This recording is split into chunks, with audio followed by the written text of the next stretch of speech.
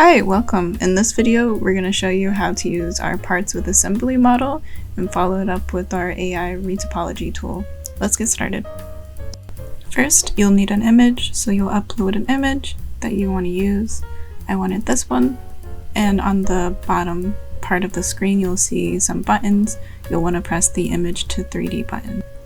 As soon as you press that button, you'll see a bunch of options pop up on the right hand side. The only one we want to worry about today is make sure you have generate a single model check, and then check the parts with this auto assembly. I also like to do 3 times generation, just so I have variations. You can do 1, 2, whatever is best for you. Once it's done generating, here I have 3 different options from my 3 times variation. You can use the UI to click each part to move around and see what was generated as separate parts. Here we have the TV itself, the screen, the buttons. I ended up liking this last one the best, so I went with this one.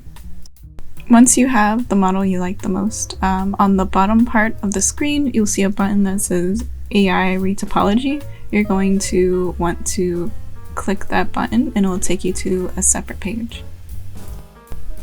Once the page is loaded, you'll have a couple of options on the right hand side. Because it's parts, there's only limited options, so you can choose between triangles or quads.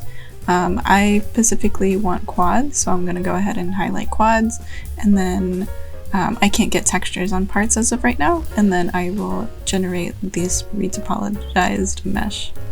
Before I show the end results, there's also an option to up-res your original mesh. It's right at the bottom where the AI retopology is, and this will just make it a higher quality mesh. Here's the up-res version of the original mesh regenerated. So it just makes a higher poly with more detail mesh, but it's still in parts, and you can actually retopologize this mesh as well. To do that, it's just the same exact button as showed previously, and then the same exact options as well.